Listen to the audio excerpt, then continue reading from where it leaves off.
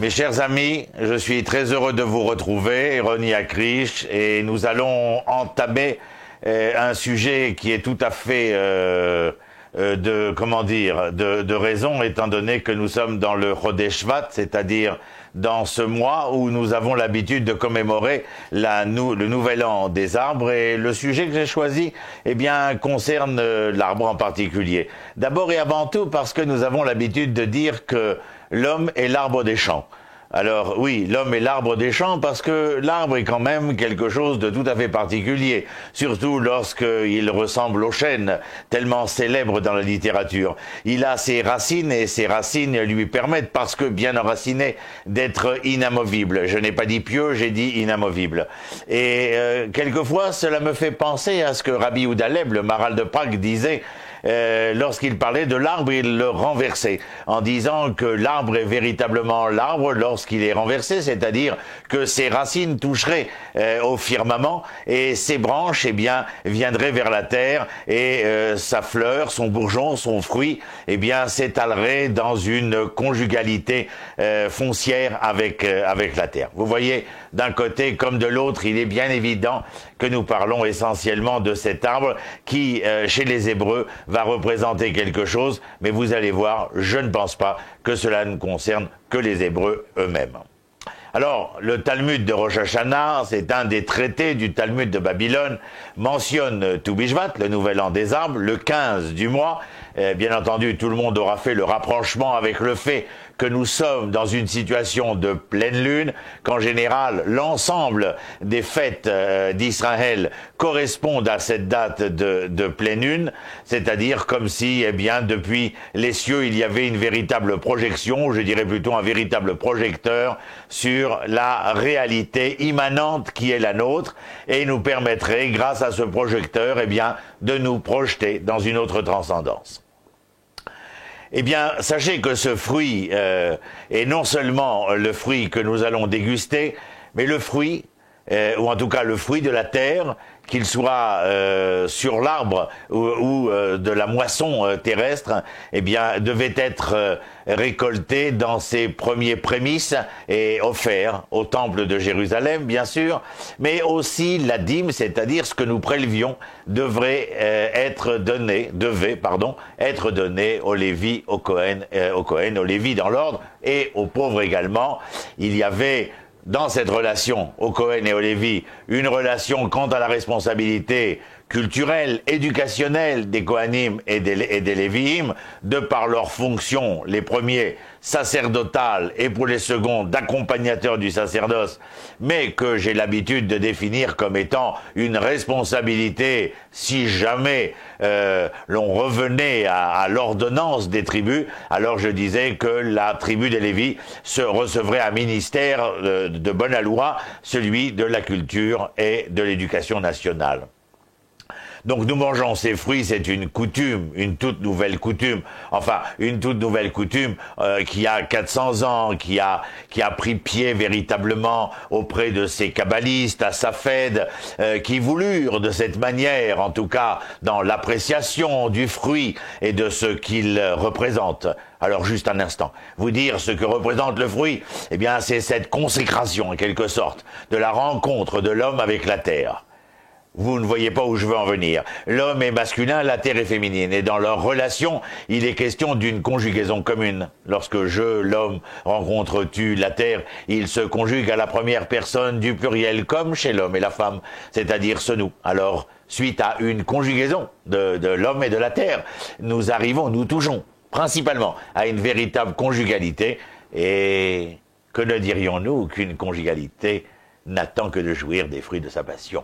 Eh bien, c'est de cela dont il est question, et à tel point que les kabbalistes, ces gens des villes de Safed, de Tibériade, eh bien, voulurent marquer d'une certaine manière la nostalgie. Oui, la nostalgie, c'est-à-dire ces souvenirs profonds qui provoquaient chez nous une contrition par manque de ces retrouvailles conjugales dont je vous entretenais il y a un instant.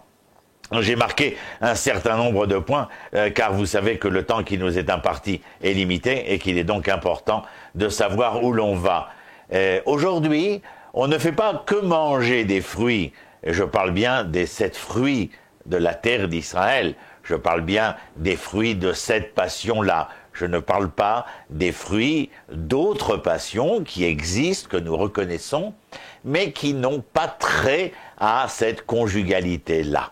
Ce qui ne veut pas dire qu'il ne faut pas en manger, mais je dirais que le 15 du mois de Shvat, il y a là une consécration. C'est-à-dire qu'il y a quelque chose de sacré, le fruit, et consécration, c'est-à-dire que l'homme vient, d'une certaine manière, participer à ce projet sacré-là. Et aujourd'hui, si vous arrivez en Israël, c'est tout à fait extraordinaire de voir cela, car en fin de compte, rappelez-vous simplement les écrits de l'abbé Beauvais, de Lamartine, ou d'un La Rochefoucauld, et d'un Benjamin de Tudel au XIIIe siècle. Ces gens qui, parcourant ce qu'ils appellent la Terre Sainte, ne purent s'empêcher, avec un émoi profond, de reconnaître que cette terre était véritablement dans une désolation totale, telle que la prophétie l'avait annoncé. Cette terre devenait déserte, mais vous l'avez déjà compris, en restant sur mon idée, sur mon fil d'Ariane, il est bien évident qu'après le divorce, entre l'homme et la terre, il n'était plus question ni de conjugaison, ni de conjugalité, ni de fruit de la passion, et dans ces cas-là, il était question d'une véritable sécheresse nationale, et ce retour, aujourd'hui, est véritablement fondamental, essentiel, parce qu'il vient signifier, ici, à travers la nouvelle renaissance du peuple sur sa terre, et bien entendu, comme signe obvi de cette renaissance-là, le fait que la terre donne son fruit de nouveau. Bien avant que nous déclarions l'indépendance de l'État d'Israël, il était déjà question des avocats et des oranges de Jaffa. Alors j'ai parlé que la coutume aujourd'hui chez nos enfants est d'aller planter des arbres. Cette plantation est essentielle, nous en parlons immédiatement. Cette plantation signifie pour chaque enfant d'Israël, je l'ai dit, une renaissance.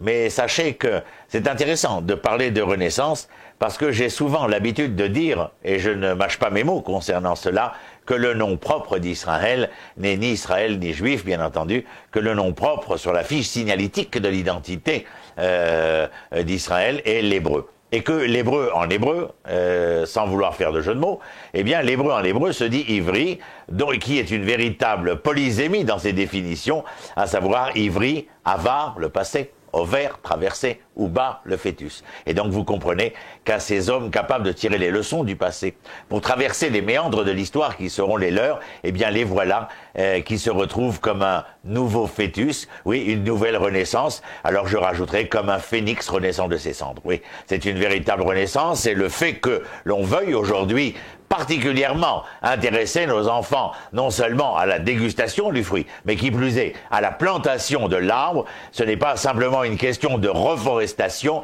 de reboisement de la terre d'Israël, comme le Keren Kayemet, les Israël, dès son origine, a voulu le faire, mais je crois que bien au-delà de simplement l'acte pratique de planter ici, de reboiser, de redorer et redonner ses lettres de noblesse à la forêt du terroir de Canaan, eh bien, il est clair qu'il y avait ici une valeur transcendantale beaucoup plus importante. La plantation d'arbres, je vous le disais un instant, est une valeur universelle de la civilisation. Vous m'avez entendu il y a quelques secondes parler de reboisement, de reforestation. Et vous savez, aujourd'hui, dans l'Occident moderne qui est le nôtre, mais à la surface du globe terrestre, ô combien les questions de déforestation et de déboisement sont véritablement des questions centrales parce que, eh bien, cela intervient sur toutes les notions climatiques et non seulement climatiques aussi, mais de la relation de l'eau avec la terre. Je ne peux pas en débattre ici parce que c'est pas notre sujet, mais sachez simplement que cela est un sujet excessivement important. De là, nous comprenons que le fait que les enfants, quelque part, puissent prendre le temps de venir et avec la main de l'homme planter l'arbre, le mettre en terre, mais le mettre en terre, ce n'est pas comme l'homme, puisque là, mettre en terre l'arbre, contrairement à l'homme, c'est lui donner ses racines, c'est-à-dire la possibilité de se ressourcer, de prendre souche, et à ce moment-là, de pouvoir naître et éclore afin de donner sa fleur, son bourgeon et son fruit, si c'est un arbre fruitier. Les intérêts de la civilisation concernant la plantation d'arbres ne sont pas simplement, comme je vous le disais, un sujet qui appartient à Israël, mais c'est une valeur universelle de la civilisation. Nous avons des intérêts communs et ces intérêts ne concernent pas Israël seulement.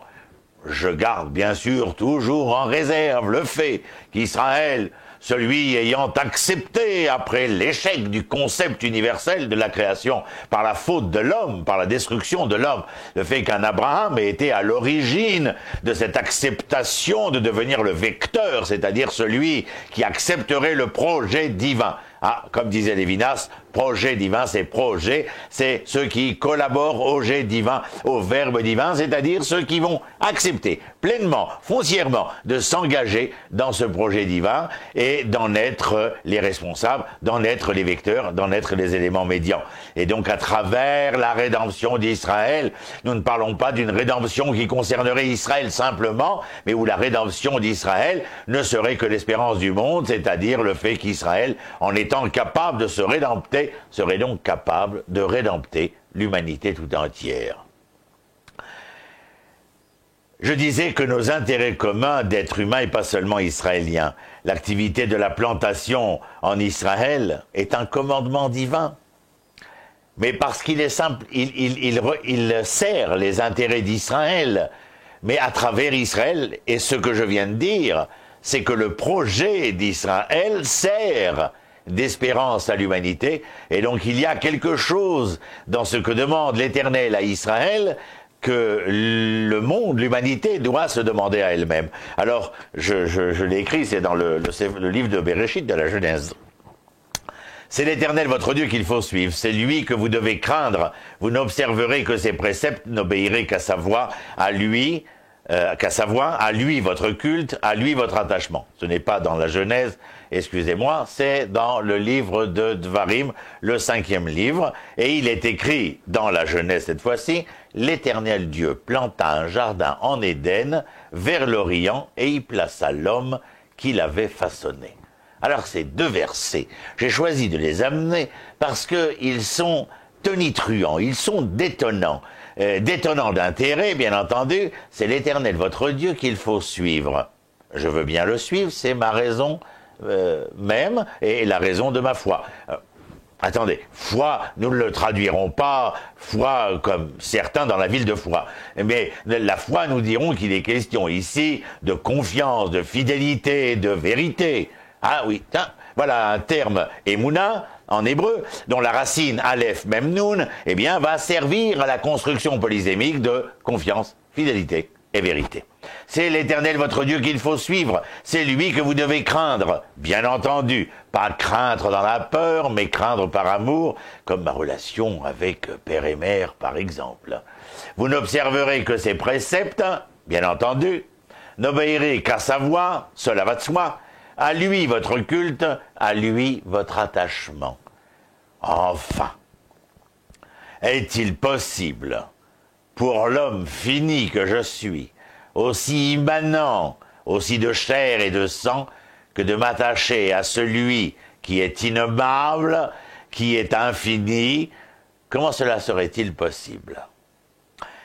Alors le deuxième verset que je vous ai amené est tout à fait intéressant. L'Éternel Dieu planta un jardin en Éden vers l'Orient, et y plaça l'homme qu'il avait façonné. Nos sages disent, tiens, l'Éternel trouva de bonne alloura qu'en premier lieu de cette création, il y construisit, comme le feront nombre de souverains dans l'épopée humaine, eh bien d'y construire, d'y établir un jardin en Éden. Et nos sages disent, eh bien, si l'Éternel se consacra lorsqu'il rencontra en quelque sorte, nous parlons dans un langage métaphorique bien entendu, lorsqu'il rencontra sa création, son premier geste fut d'établir, de construire, d'élaborer un véritable jardin, c'est-à-dire une souche capable de générer les couleurs, les fruits et d'autres choses merveilleuses. Peut-être que dans le jardin, il y a la notion d'harmonie, mais laissons ça de côté, gardez-le en mémoire. Le jardin, Gan, est-ce qu'il y aurait un rapport avec l'harmonie? Est-ce que le jardin n'est véritablement le jardin? Oh, je me rappelle une fois, quand j'étais gosse, la maîtresse d'école nous avait emmenés au château de Versailles. Alors elle demanda qu'on amène une pièce de 5 francs, un sandwich et une gourde, ce que l'on fit. Et alors, à cette époque-là, je n'étais pas celui que je suis aujourd'hui, donc maman nous prépara un jambon beurre et une grenadine avec une pièce de 5 francs. Et nous voici rendus au château de Versailles. Nous passons devant la galerie des glaces, bien entendu. À travers toutes ces glaces, tout le monde s'y regarde, personne ne s'y retrouve. Et puis, en fin de parcours, nous arrivons devant ces grandes baies vitrées où la maîtresse s'extasie véritablement. Et alors, en ouvrant les portes-fenêtres, elle nous dit « Mes enfants, admirez ces jardins ». Ce que nous fîmes, bien entendu, et elle nous dit, eh bien, voyez, ces jardins sont le fruit de l'œuvre d'un créateur unique en France, monsieur le nôtre. Eh bien, sachez tout simplement qu'à moi, il me faudra près de 20 ans ou 25 ans plus tard pour savoir que ce n'était pas le mien, puisque mes jardins se trouvaient à Chevron, là où j'habite. Mais enfin, comprenez qu'il y a dans le mot jardin, et dans ce qui extasiait la maîtresse en question, eh bien, c'était d'abord et avant tout l'harmonie que reflétait ce jardin. Et nos sages viennent et nous disent, eh bien, si l'Éternel se consacre à l'élaboration d'un jardin dans sa première rencontre avec la création, lorsque vous, les Hébreux, rentrerez en Eretz Israël, il sera à vous aussi de bonne loi de vous consacrer à la plantation. Étonnamment, des siècles plus tard, après la désertion du peuple face à sa terre, sans conjugalité, sans conjugaison, sans passion, sans fruit, vous voulez me dire de quoi s'occupèrent les premiers immigrants vers la fin du XIXe siècle, lorsqu'ils arrivèrent dans ce qui s'appelait à l'époque la Palestine? Ils s'occupèrent, étonnamment, dans un siècle qui en Europe devenait le siècle de l'industrialisation. Eh bien, eux arrivaient en terre de Palestine pensant y élaborer un jardin. Pourquoi un jardin? Bien, parce qu'ils s'occupaient de la terre. S'occuper de la terre, c'est-à-dire qu'il fallait faire refleurir ce que Lamartine avait vu, Benjamin de Tudel, les marécages, là où sévissait aujourd'hui la malaria. Il fallait tout assécher, véritablement tout refaire. Enfin, refaire quoi? Tout simplement reconstruire une histoire d'amour. Vous voyez que cela ne concerne pas seulement Israël. Israël en est le médian, le vecteur, vous comprenez bien. Mais en tout état de cause, vous voyez que mes propos peuvent très très bien s'adapter à tout un chacun de nous dans la dimension, qu'elle soit individuelle ou qu'elle soit collective. Je continue mon propos concernant ces deux versets. Lorsque le texte nous dit « il faut attacher », en hébreu nous appelons cela « dvekut ». Oui, alors je ne traduis pas en français, parce que « dvekut » traduit en français, ça fait pot de colle. Mais ce n'est pas le sujet. La dvekut, c'est véritablement la fidélité. Ouais, la fidélité. Et être fidèle à l'Éternel, il m'est impossible de toucher à l'essence même de la divinité. En tout état de cause, je ne connais rien de la divinité. Lorsque Moïse lui-même voudra connaître de manière objective à son idée qui est l'Éternel, la connaissance du divin, l'Éternel lui dira « Mon cher Moïse, il vous sera impossible de me voir et de continuer à vivre. Par contre, je pourrai vous montrer quelque chose. Ce sont mes attributs. Les attributs, la miséricorde, la consolation, la vérité, la face magnanime, etc., etc. Les attributs de l'Éternel. Alors, vous voyez, mon cher Moïse, si vous voulez un tant soit peu connaître l'Éternel, il faudra que vous connaissiez, pas seulement connaître, mais être. mais que vous connaissiez pour pouvoir être et devenir, bien entendu, un tant soit peu de ces attributs. Et plus vous serez dans l'attribut qui me qualifie, ou qui m'est attribué, et plus vous prendrez connaissance de ce qu'est l'éternel. Il est clair ici que la connaissance objective est impossible. Dans cette subjectivité-là, c'est là que tout se déroulera. Mais vous voyez ô combien, eh bien, l'attachement ici à l'éternel, la fidélité à l'éternel passe, bien entendu, par essayer d'être ce que les attributs de l'éternel sont. Et donc, vous comprenez maintenant le propos concernant le jardin d'Éden. C'est parce que lui, dans son attribut, était celui qui considérait, ou dans sa conception de la rencontre avec sa création, était d'être capable d'en tirer un jardin, une harmonie, qu'il fallait que l'homme, dans sa relation conceptuelle avec la terre, puisse en être aussi de ceux qui, dans un labeur, bien entendu, dans un labeur, eh bien, seraient capables de révéler le jardin ou l'harmonie, comme vous pensez pouvoir le traduire. Lorsque je plante, il y a un investissement de ma part. Un investissement dans ce monde, mais dans tous les domaines. Vous vous rappelez, j'ai dit tout à l'heure, les conséquences de la déforestation sont climatiques au niveau des relations de l'eau et de la terre. Et j'ai dit que nous ne pouvions pas nous étaler sur le sujet, et véritablement pas. Mais en tout état de cause, comprenez que si le phénomène contraire se passe, ce que d'ailleurs essaie de faire nombre de populations dans différentes contrées à la surface du globe, eh bien c'est un investissement dans tous les domaines, mais qui, en commençant par l'arbre, eh bien l'arbre, cette reforestation, ce reboisement de la terre, avec toutes ces conséquences positives, bien entendu, par le volontarisme de l'homme, eh bien, vont avoir des répercussions, je l'ai noté, des répercussions sociales, politiques, économiques, familiales, humaines, tout simplement. Nos sages disent que ceux qui se préoccupent de cela, eh bien, réparent le monde vers le royaume de Dieu. Alors, nous n'aspirons pas à quitter ce monde pour le royaume de Dieu. Nous aspirons à faire de ce monde le royaume de Dieu. Au niveau individuel, c'est comme si nous regardions le visage humain qui est le nôtre et que nous décidions d'y ajouter, pas dans une greffe, mais dans une osmose naturelle, l'image divine sur le visage humain. Quelle harmonie extraordinaire, bien entendu. Réparer le monde vers le royaume de Dieu, c'est-à-dire faire de ce monde le royaume de Dieu, oui, pour ceux qui, je l'ai dit, volontaristes, c'est-à-dire ceux qui sont prêts à s'engager, ceux qui sont prêts à en être les acteurs. Je regarde ma montre pour ne jamais être en retard sur le temps qui nous est imparti, mais je continue. Et dans ce cas précis, nous sommes confrontés, bien entendu, bien souvent à une paresse, à une maladie terrible qui exclut l'être humain de cet engagement, de sa participation à la création, ou l'arbre, le Etz Hasadé, quand nous avions dit en tout début de propos que l'homme est l'arbre des champs. Il n'est pas un arbre, bien entendu, mais il est l'arbre des champs pour la conjugaison et la conjugalité dont j'ai parlé. C'est-à-dire que ce phénomène, cette réalité agricole est capable de redonner à la terre son souffle, mais comme vous le savez, beaucoup plus lorsqu'il y a des arbres, c'est plus qu'un souffle.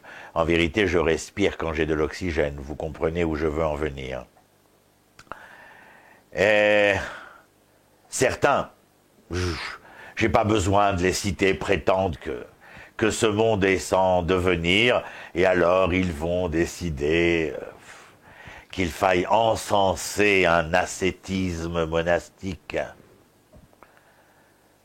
Vous comprenez pas que ce monde va vraiment très mal, qu'il prend l'eau. Enfin, voulez-vous couler avec lui? Il vaudrait mieux se retirer dans un monde qui n'a rien à faire avec la réalité immanente, matérielle, qui nécessite cet engagement dont nous parlions. Mais les Hébreux, je vous le disais il y a un instant, croient pertinemment qu'il est possible que le monde devienne un réel paradis. Gan Eden. Oui, on traduit Gan Eden par paradis. Ben vous voyez, hein, c'est pas un paradis le Gan Eden, c'est un jardin capable de révéler par son élaboration, par sa construction, par ce qu'il est en son âme et conscience, l'harmonie de l'homme, ou en tout cas l'harmonie recherchée par l'homme dans ce monde.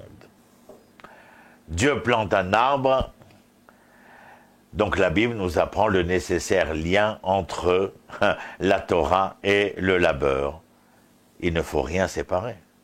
Ne pensez pas que parce que vous êtes l'homme de l'esprit, le corps peut être annihilé.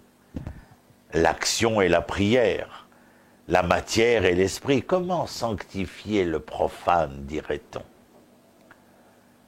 Si la gdoucha, la sainteté, est le trop-plein de vie, et le chol, qu'on traduit par sable, mais qui est aussi le vide, qui est donc en manque de ce trop-plein-là de vie, d'existence, eh bien, bien évidemment qu'il faut, là, l'investissement de l'homme pour que ce qui est vide puisse se remplir, c'est tout simple. Et donc, ça demande, bien entendu, de notre part, une responsabilité quant à la construction de tous les contenants de cette existence créée. Il n'y a d'harmonie du jardin ou d'un jardin harmonieux que parce que nous avons créé les conditions suffisantes pour que ce jardin puisse être et devenir. Je vous dirais, planter, c'est affirmer vos lendemains, que j'espère en chanteur bien entendu. Une fois, l'empereur romain était en chemin, en visite en Judée, je vous parle de l'époque du Second Temple, donc au tout début de l'ère grégorienne, et l'empereur romain, chevauchant les plaines de Judée, rencontra un vieil homme, 70 ans à peu près. Et alors il lui demanda, que fais-tu, vieillard? Et le vieillard était en train de planter. Il dit, que plantes-tu? Il lui dit, ce que je plante, ce sont des caroubiers. Alors l'empereur éclate de rire et lui dit, pauvre fou, comment penses-tu pouvoir jouir d'un fruit, d'un arbre, qui ne donnera ce fruit que des dizaines d'années plus tard? Le vieil homme ne se démonta pas. Il regarda l'empereur et avec un sourire en coin, il lui dit, « Votre Majesté, qu'importe que je ne puisse jouir de l'usufruit de mon labeur, si mes enfants un jour pourront jouir du fruit de ce dernier. » Quelle leçon, n'est-ce pas, extraordinaire. J'étais obligé de vous la raconter. Dieu organisa le monde. Et ce vieil homme, comme la responsabilité qui est la nôtre aujourd'hui, eh bien, est d'organiser ce monde également. La terre n'est pas maudite. Certains viennent et nous disent, toujours les mêmes certains bien entendu, qui pensaient à cette espèce de retirement, de se séparer du monde immanent et de se réfugier dans une transcendance, un ascétisme, tout simplement. J'ai écrit dernièrement là-dessus parce que ça me tracasse énormément. La terre n'est pas maudite, même si certains disent, alors expliquez-moi donc, monsieur Acriche, comment se fait-il qu'il y a des ronces et des épines? Ha ha, je me paffe. Bien entendu qu'il y a des épines et qu'il y a des ronces. Comment voudriez-vous permettre aux fleurs de pouvoir être un jour s'il n'y avait pas ces ronces et ces épines? Parce que ces ronces et ces épines, monsieur, qui ne voulaient pas vous mesurer à la difficulté, au labeur, à l'engagement d'un monde qui a besoin de vous pour être capable de le transformer de l'imparfait vers le parfait. Parce que nous croyons pertinemment que le monde, l'homme, la création, tout est perfectible. Je n'ai pas dit que nous touchions à la perfection. J'ai dit simplement que tout était perfectible. Alors oui, l'Éternel nous montre que il s'engage dans cette recherche d'harmonie, mais il nous donne un signe, parce que lui n'a pas besoin de prouver une harmonie quelle qu'elle soit. Mais il engage l'homme par cette métaphore-là, par cet anthropomorphisme utilisé tout au long du texte biblique, d'engager l'homme, engager l'homme dans ce positivisme, dans ce volontarisme. Rappelez-vous que, de tout temps, ceux qui travaillèrent la terre, on les appelait les paysans. Avez-vous déjà pensé une seule fois que le terme paysan soit un titre de noblesse? Je ne vous parle pas chez les paysans, je vous parle dans la société, surtout celle qui va s'industrialiser à partir du 19e siècle. Le terme de paysan, le terme, la terminologie même de cette relation de l'homme avec comment dire, les difficultés agraires. Véritablement, on considère le paysan comme un être bourru. Mais jamais, jamais, au grand jamais, on ne le comparera à des statuts sociaux où l'homme, à travers son avoir, était persuadé d'être. Mais je crois, et je vous le dis ici ce soir, je crois que les hommes de la terre, ceux qui sont capables de vivre cette conjugaison, cette conjugalité, sont eux, ces hommes qui conjuguent le verbe être et où leur avoir est le fruit de la terre. On se voit très bientôt et je vous souhaite une très bonne soirée et bon appétit pour ces fruits-là. Que Dieu attend de l'homme pour construire son royaume sur terre. Vous comprenez qu'avec une question aussi intelligente, nous avons beaucoup de réponses. Mais en tout cas, je vois que vous avez compris ce dont il était question, c'est-à-dire que si le texte dans Dvarim nous dit que l'Éternel pensa qu'il fallait construire, élaborer un jardin à Éden dans sa première rencontre avec la création et que les sages se servent de cet anthropomorphisme-là pour nous faire, nous consacrer au travail de la terre dès que nous y arrivons, c'est pour les raisons que j'ai expliquées, à savoir que véritablement, oui, vous avez raison, le premier pas que Dieu attend de l'homme pour construire son royaume sur terre, c'est que l'homme soit capable d'en faire un jardin. Vous savez pourquoi? Parce que le jardin deviendra le contenant et que l'Éternel pourra y verser ou s'y déverser dans tout le contenu divin qui sera le sien.